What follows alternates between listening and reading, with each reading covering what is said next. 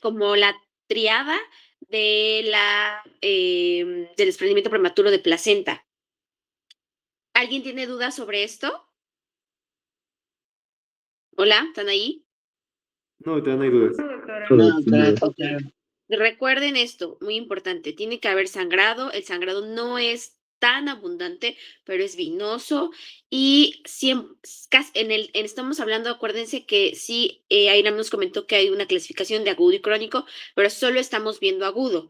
Y en el agudo, lo más importante, o bueno, tiene que haber una hipertonía. Entonces, una de las características, y así vendrán los casos clínicos, es que hay una hipertonía uterina, el tono se siente muy rígido y hay alteraciones de la frecuencia cardíaca total. Esas tres cosas tienen que cumplir para que sospechemos clínicamente sobre desprendimiento prematuro de placentas. Continuamos, Irán, por favor. Sí, doctora. Bueno, en base al cuadro clínico, se creó una clasificación que nos ayuda a determinar como qué complicaciones puede tener la paciente en función de las características clínicas del sangrado. Y así tenemos 4 grados, del 0 al 3. Y en el grado 0 hay un sangrado, pero normalmente se dice que este se halla de forma accidental, ya que se dio el alumbramiento, se puede ver en la placenta un coágulo que no dio ningún síntoma. Y por eso es que en la tabla dice que no hay metrorragia, el tono uterino se encontraba normal, no hay shock, no hay pérdida del bienestar fetal, y pues no hay ninguna complicación. En el Ok, grado 1, que es cuando el coágulo es de 150 a 500 mililitros, ahí ya empieza a haber cierta alteración, principalmente en la pérdida del bienestar fetal, ya que al haber una disminución de la perfusión y del oxígeno, pues se ven alteraciones en la frecuencia cardíaca. Se dice que el aspecto del útero es un poco rojo y azulado, y se menciona que en la placenta se desprende menos del 30%. En el grado 2, que es cuando ya hay una pérdida de sangre de 500 mililitros, hay hipertonía con un ligero shock hipovolémico debido a la pérdida de sangre. La pérdida del bienestar fetal es grave y en este punto, lo que recordamos de la trombina que viaja a la madre, la coagulopatía se encuentra compensada por la antitrombina de la madre. El aspecto del útero se encuentra entre el grado 1 y el grado 3, y el desprendimiento se calcula que es alrededor del 30 al 50% de la placenta. En el grado 3, que es la más grave, aquí la pérdida sanguínea es alta, por lo cual hay alto riesgo de shock. La tetania, el tono uterino se considera que se encuentra en tetania, y la pérdida de bienestar fetal, se dice que es muerte fetal. ¿Esto por qué? Porque mencionan varios libros y artículos que cuando hay un desprendimiento mayor al 50%, pues es mortal para el producto. La coagulación, aquí se puede presentar la coagulación intravascular diseminada, y el aspecto del útero se dice que es el útero de de Cubalier, Coverdale. En, Cubalier, pues, un ajá. Cubalier.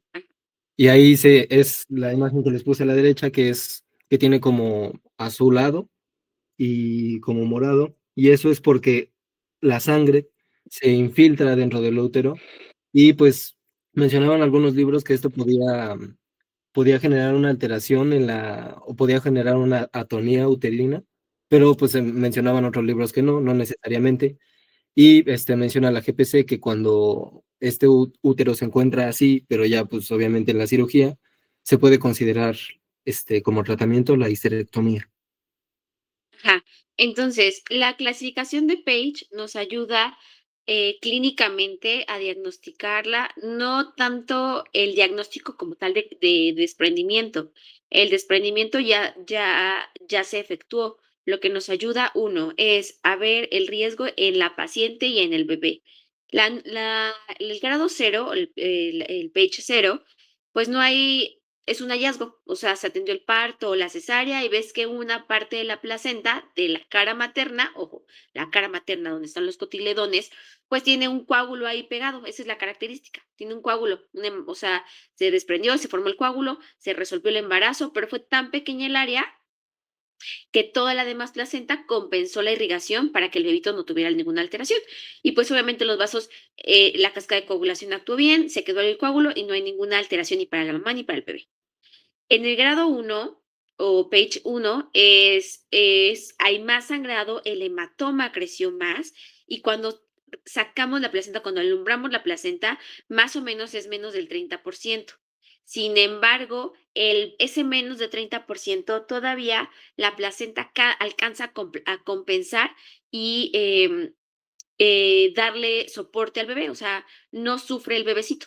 El bebé simple y sencillamente tiene todavía el aporte del otro 70% de la placenta y pues no hay ninguna alteración. El tono uterino es normal, no hay datos de choque, el sangrado pues sí varía hasta 500 y el útero, en todas les dije que hay una hipertonía, en todas. Sin embargo, la hipertonía o sea, cuando se toca un útero completamente firme, que la contracción no cede y que está en una contracción tónica, es el último grado, el page 3. Ese page 3 ya tiene un 50 a 100%. Sin embargo, independientemente, sí, tuvo un 40, un 50% de desprendimiento, pero hay muerte fetal, ya no se clasifica como page 1. O sea, el page sí me habla de el grado o más bien el área que se desprendió en un 30, en un 20. Sin embargo, si hay muerte fetal, lo dejas como un page 4. ¿Por qué? Porque es una de las características. El grado más grave, obviamente hay una muerte fetal, el útero es de Cuvalier. ¿Por qué? Porque como se rompieron todos los vasos, toda esa sangre que está, ese sangrado activo que tenemos, va a infiltrar las fibras uterinas. Se infiltran esas fibras uterinas, se llenan de sangre. Y la fibra uterina llena de sangre, irritada, no permite la contracción, no se contrae. No contrae esa fibra y el útero queda así, grande, pero no es porque esté contraído, es porque está lleno de sangre. Se coloca, se tona, tiene una coloración violácea, llena de sangre. Primero se pone pálido. Pálido, ¿por qué? Porque no le está llegando irrigación. Después se llena de sangre y después se pone todo equimótico, todo negro. En realidad, el tratamiento para eso, pues ya es sacar al bebé y pues nada, ¿no? Con el bebé ya no tiene nada. Ya no le vas a ofrecer nada, pero a la mamá sí, le vas a quitar el útero, la indicación de histerectomía, sí, ¿por qué? Porque evidentemente estás dejando un órgano lleno de coágulos. Esos coágulos van a seguir activando factores de crecimiento y no solo eso, un coágulo de ese útero puede viajar a la circulación sistémica y, bueno, producirte trombosis. ¿A qué nivel? Piernas, pulmón o bien cerebro. Entonces, el riesgo de trombosis en estos úteros pues es mayor. Además de eso, la característica aquí es que hay una coagulopatía. La coagulopatía es el estadio más grave, una CID, en la que la paciente directamente pasa a terapia. Ay, quitaron la presentación. ¿La pueden volver a poner? Por favor. Ahí está. Entonces, en el examen, obviamente, van a venir casos clínicos y tendrán que decir a qué teología pertenece el sangrado de la segunda mitad. Y tendrán que ir a corroborar, obviamente, las semanas de gestación, cómo está el todo uterino. Aquí, el, el, el, digamos, la clave en el desprendimiento es la hipertonía. Y después les diré, bueno, ya se hizo la cesárea, el parto, se vio tanto de desprendimiento y ustedes lo tendrán que clasificar como page 1, page 2. Apréndanse las clasificaciones.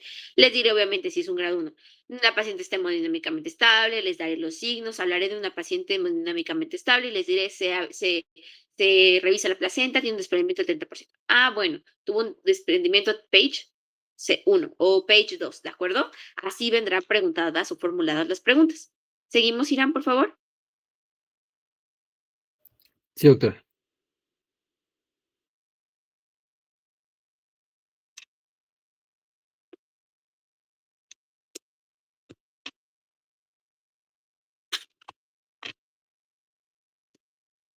¿Seguimos?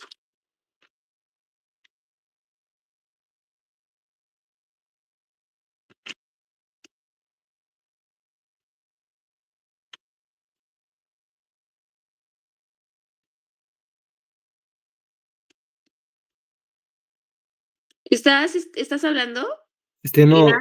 es que, No, yo, vaya, pero no tenía prendido mi micrófono, una disculpa. Ajá. Bueno, vamos a continuar con el diagnóstico diferencial. Bien, Ujú. pues pues viendo bastante la clínica que hemos comentado anteriormente y los hallazgos que podemos encontrar, pues en sí, la literatura nos menciona que como tal no debería de haber pues como mucha duda, pero en caso de que se presente una duda, el sangrado pues durante la segunda mitad del embarazo suele deberse a desprendimiento de placenta prematura o a placenta previa. Aquí les dejé en la parte de abajo un link de una página donde se hace como tal una investigación de lo que es del desprendimiento y pues nos explica detalladamente pues cómo podemos diferenciarlas. Por ejemplo, en el caso del desprendimiento de prematuro de placenta, eh, la sintomatología va a ser repentina e intensa en comparación con la placenta previa, que esta va a ser silenciosa e insidiosa. El tipo de sangrado, en este caso, pues como les comentaba en la clínica, sí puede llegar a existir como tal un sangrado por vía vaginal, en caso de que pues sea externo o pues puede presentarse de forma oculto, pero pues lo podemos de cierta manera como observar detalladamente dependiendo de los signos vitales de nuestra paciente. Y en el caso de la placenta previa, pues sí llega a existir el sangrado pues totalmente externo y sí se llega a observar muy visiblemente. En la cantidad de sangrado, como les mencionaba el día de ayer, el desprendimiento de placenta va a ser menor que la pérdida real en sangre. Es decir, que gran parte de esta sangre se puede quedar atrapada dentro del útero, pues con lo que conocemos como el hematoma retroplacentario, ¿no? Entonces, aunque afuera se vea poco sangrado, por dentro aún existe pues mucha más pérdida de sangre. Y en el caso de la placenta previa, pues no, va a ser proporcional a la cantidad de sangre perdida.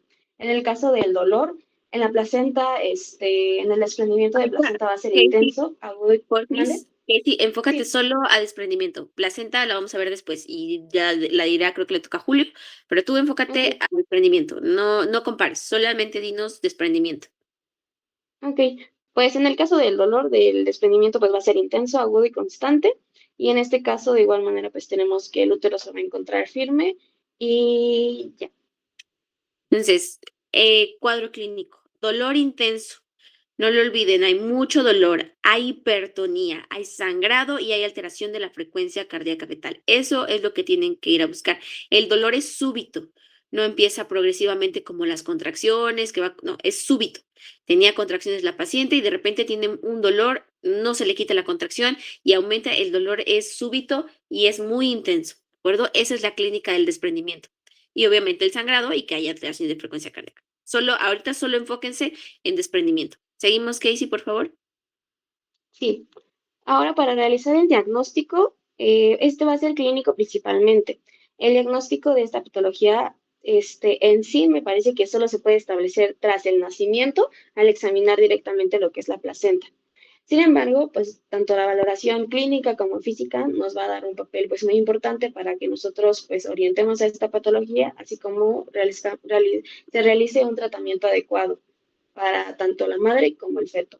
Nosotros, pues, ¿en qué nos podemos basar? En la historia clínica, en la exploración física, así como pruebas de laboratorio.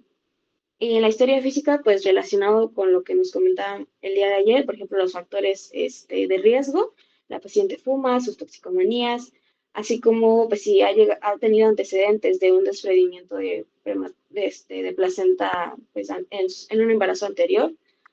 Y en cuanto a la exploración física, se recomienda lo que es palpar el útero. En este podemos determinar lo que es la sensibilidad, la consistencia, la frecuencia y duración de lo que son las contracciones uterinas. También nosotros podemos inspeccionar en caso para detectar la presencia de sangrado. Nosotros vamos a estar pues como integrando tanto la cantidad de ese sangrado y las características en caso de que llegue a presentarse. También la literatura nos menciona que se puede realizar un examen digital del cuello uterino. Antes se puede realizar, pero primero se tiene que descartar la presencia de placenta previa. Y creo que uno de los más importantes es que se esté evaluando tanto los signos vitales de la madre En caso de que llegue a presentar taquicardia o hipotensión, o como tal ya el shock hipovolémico debido a una hemorragia oculta.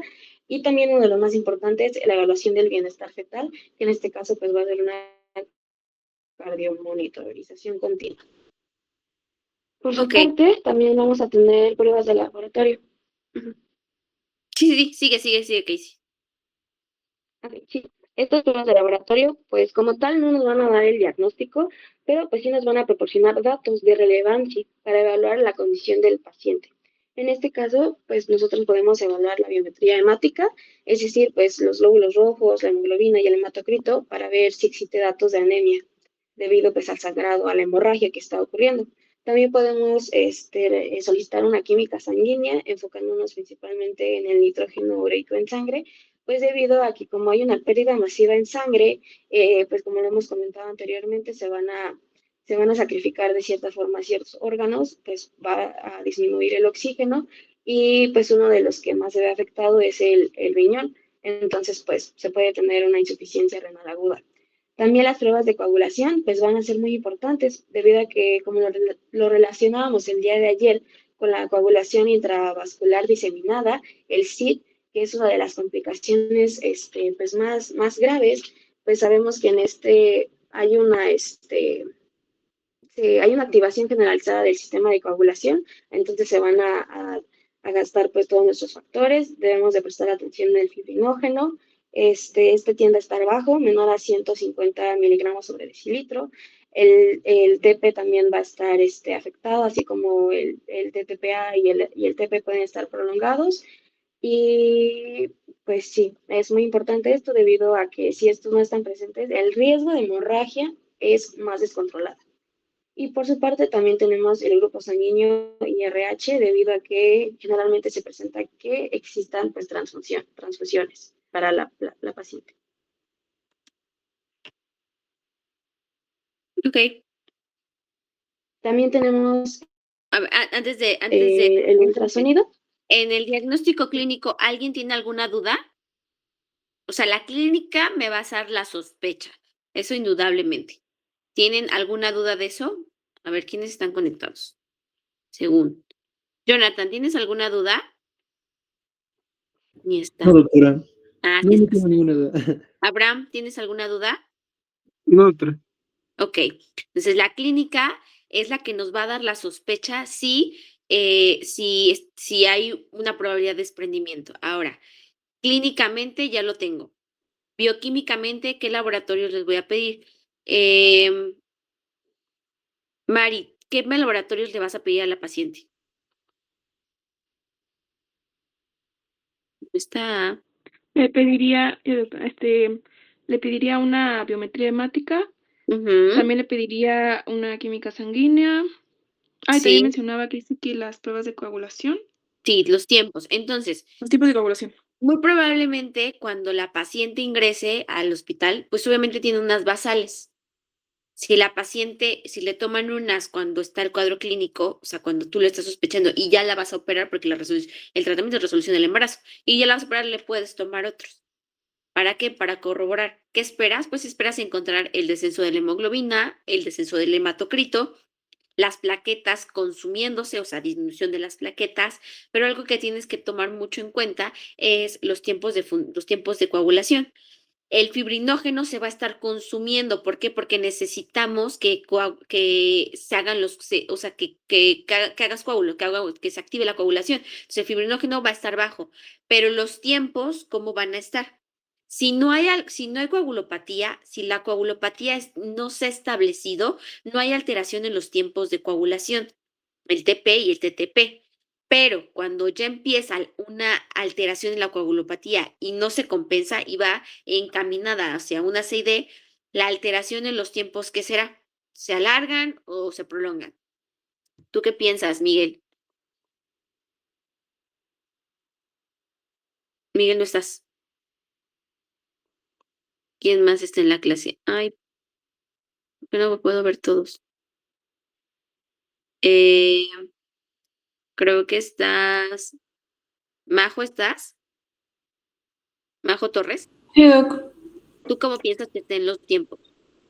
Pues bajos cuando ya está descompensada la paciente. Acuérdate que los tiempos no se dicen que son bajos o son los TPs miden el tiempo que se forma el coágulo. ¿Crees que estén alargados o que estén cortos? ¿Se forma un coágulo rápido o se tarda en formar el coágulo? ¿Qué piensas?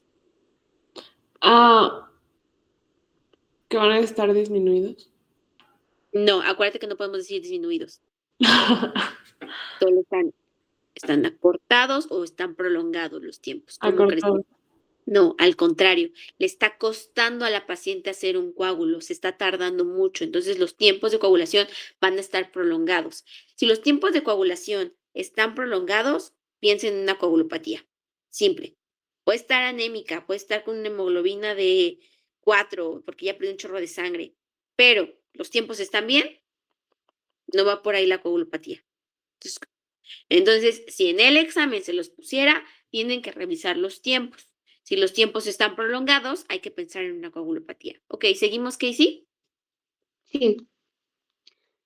Otro que nos va a ayudar mucho sería las pruebas de imagen, como tal el ultrasonido.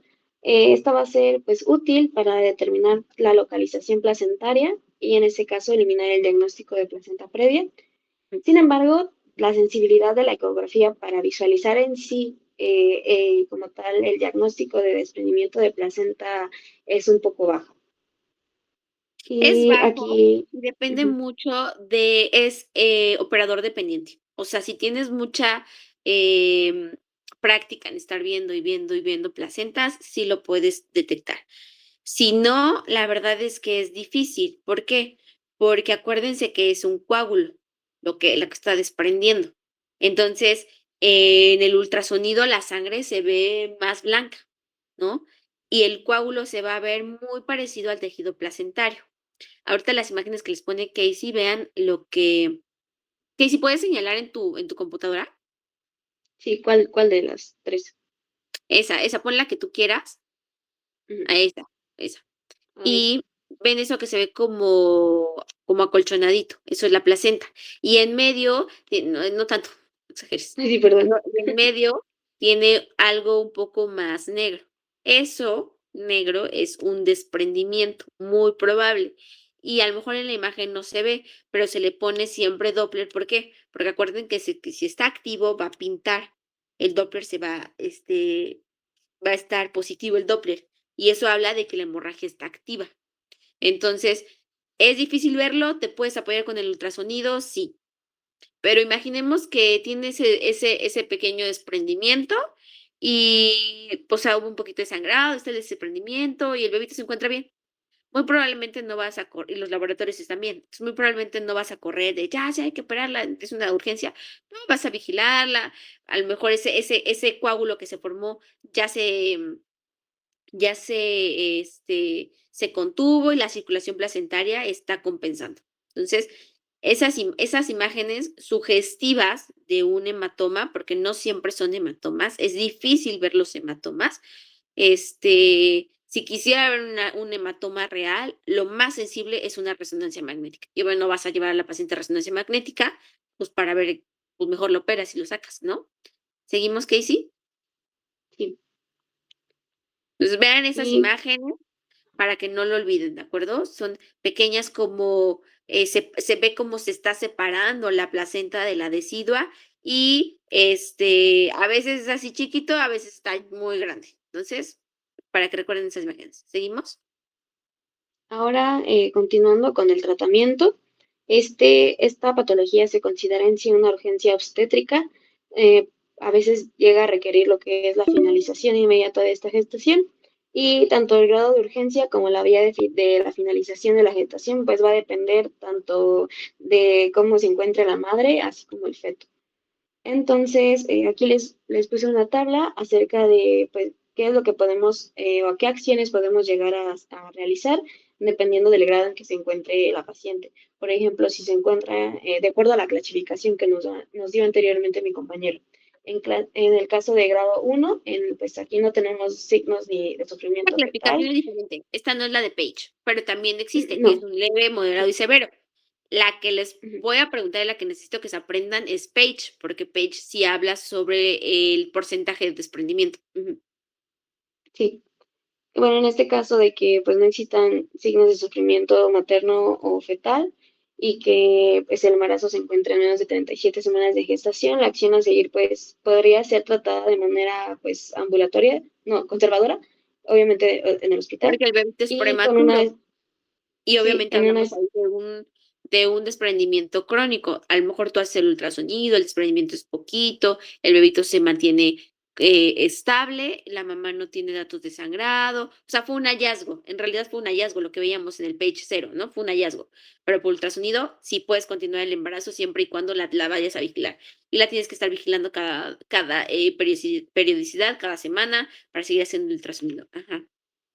sí, y en el otro pues grado que es moderado, en este caso pues ya puede existir como tal sufrimiento o muerte fetal. En caso de que pues se tenga sufrimiento fetal, la acción a seguir es la cesárea de urgencia. Y en el grado 3 que pues ya pueden existir tanto complicaciones maternas como muerte fetal.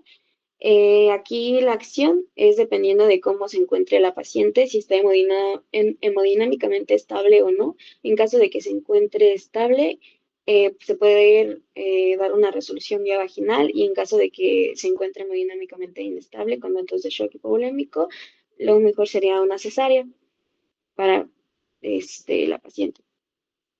Ok. Y también estaba pues, observando la literatura que se podía utilizar la enoxaparina, Sí. o no sé ¿Sabes cómo. qué es la enoxaparina? ¿Y para qué sirve? Este, ¿Alguien sabe? sí, pues es ¿Alguien bueno, sabe? A ver, sé que sirve para le- evitar las complicaciones vamos a vasculares preguntar. secundarias. Ah, espera. Es un anticoagulante. ¿Es un anticoagulante? ¿Alguien más? Es una heparina, ¿no? Que funciona Sí, como pero ¿qué tipo de anticoagulante. heparina es? ¿Quién está contestando? Ah, Charbel. Bueno, yo ¿Qué tipo de heparina es? ¿Alguien sabe? Es de bajo peso de bajo molecular. peso molecular. Ujú. Es una heparina de bajo peso molecular y pues obviamente la utilizas para prevenir o que no forme coágulos, o sea, previene la formación de coágulos. Si la utilizamos y la utilizamos sobre todo en aquellas pacientes que hayan tenido un desprendimiento mayor del 50% y casi siempre nos guiamos o nos ayudamos con el dímero D. Les tomamos dímero D. ¿Saben alguien qué es el dímero D? ¿Alguien sabe? Sí, es una proteína que se forma cuando se destruyen los coágulos. Cuando se destruyen, ¿y qué proteína es? O sea, ¿cuál es la? ¿Alguien sabe? ¿Quién contestó? La fibrina. Eh, Exacto. ¿Pero quién contestó lo primero? yo, Eres- Irán. Iram, exacto, Iram. Y es un fragmento de la proteína, es un fragmento de la fibrina. El dímero D es un fragmento de la fibrina. Si hay fibrina, nos está hablando de que hay formación de coágulos. Entonces, si el dímero D se eleva, muy probablemente se esté ocupando, estén elevadas las concentraciones de fibrina. Obviamente la fibrina es más difícil de medir. Podemos medir el dímero D e indirectamente saber que esa paciente está aumentando la formación de coágulos. Y entonces ahí sí podemos utilizar la enoxaparina para prevenir como tromboprofilaxis. Si ya sabemos que ya hizo un trombo, pues ya, Michelle, ay, pensé que habías levantado la mano, nada, te fuiste, tienes falta. Si sabemos que el dímero D está elevado, pues sí le damos tromboprofilaxis para evitar que haga un trombo.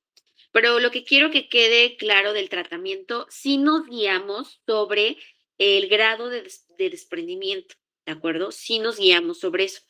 Si es como en el page 0, si es un hallazgo, pues obviamente pues ya hasta la resolviste, luego encontraste después, ¿no? Pero en el desprendimiento agudo, lo que quiero que entiendan es que es una urgencia. La paciente no puede esperar a que termine el trabajo de parto. La paciente no puede esperar a que, pues a ver si baja la frecuencia. No. La paciente, la gran mayoría de los casos, activamos el código llega a todo el equipo médico, la paciente inicia el manejo o sea, digamos, preventivo. Y alguien me podría decir cuáles serían las acciones que tenemos que hacer para prevenir una hemorragia obstétrica, o sea, cuando se activa el código, ¿qué acciones tendríamos? Porque el tratamiento es la cesárea, me queda claro. O sea, si usted me dice, si un examen de el tratamiento es, pues cesárea, doctora, sáquelo. Pero ¿qué harían? Si sabes que esa paciente potencialmente se puede ir hacia que haga una hemorragia. A ver, vamos a ver.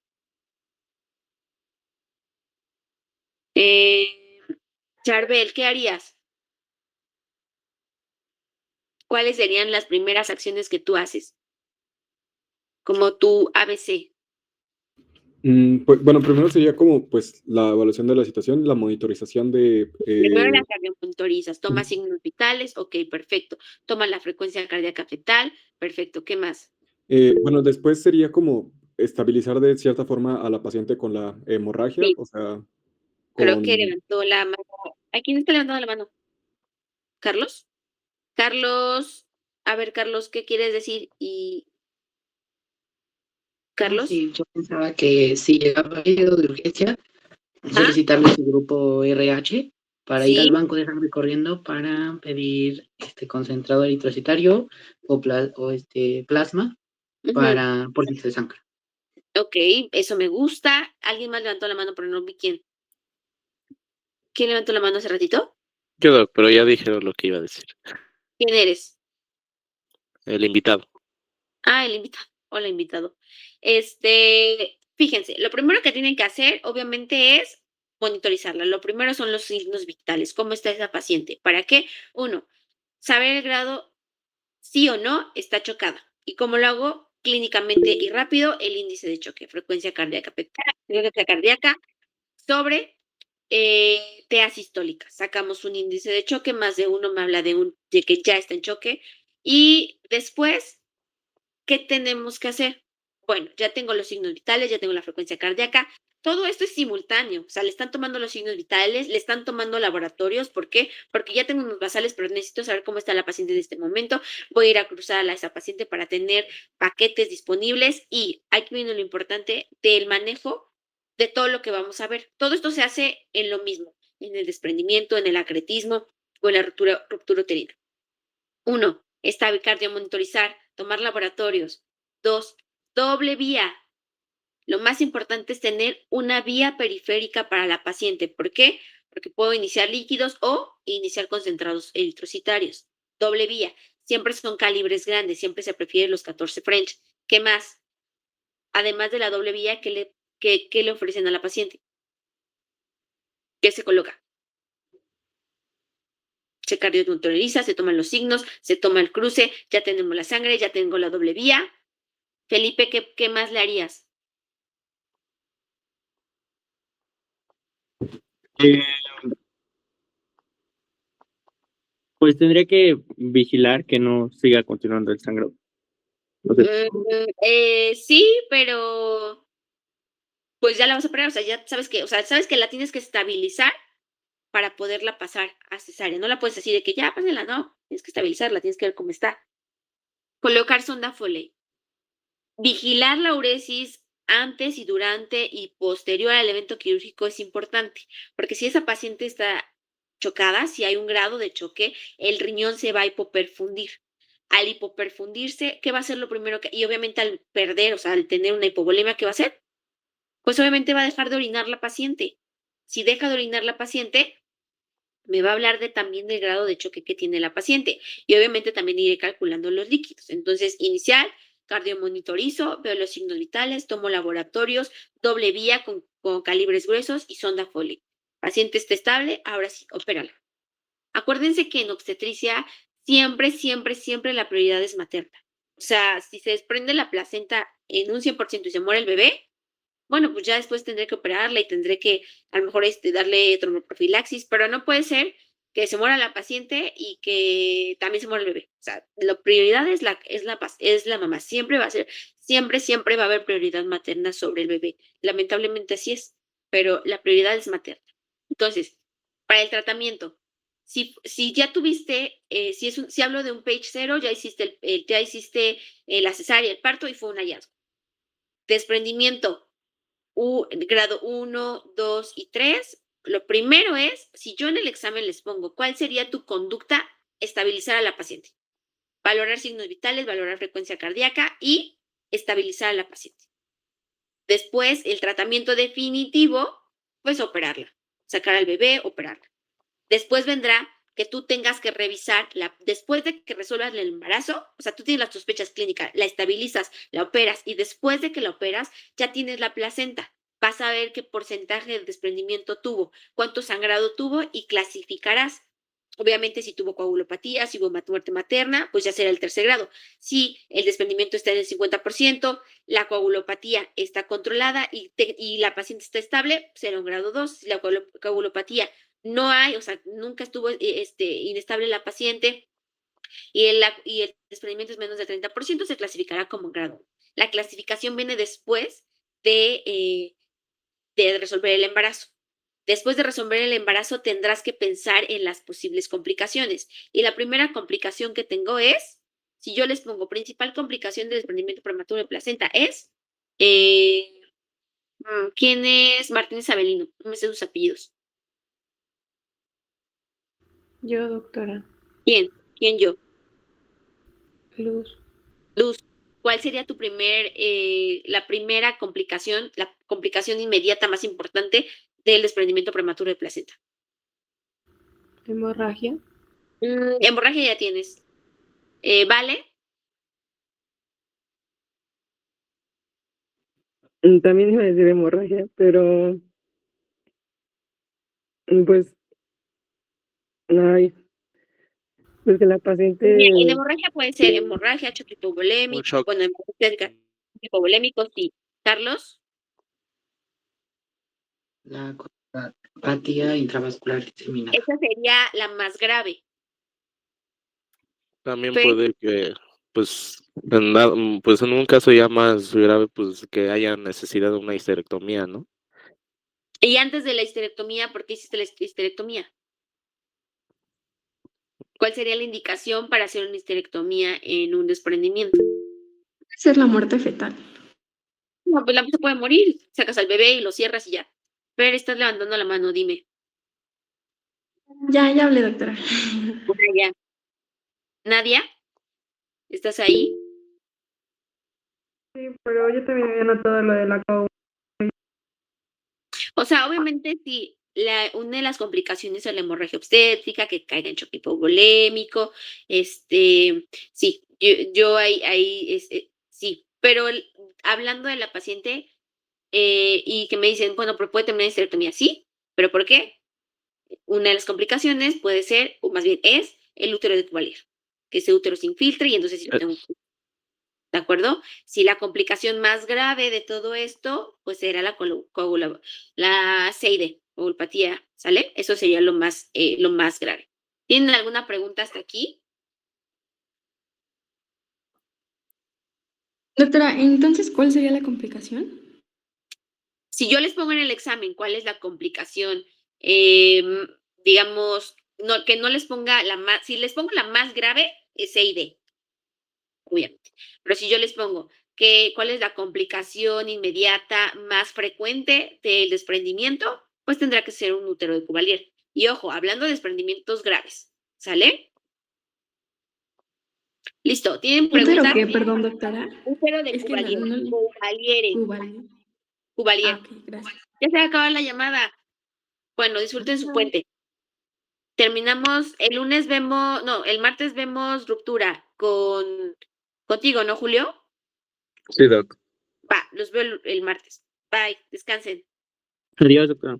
Bye. Doctora.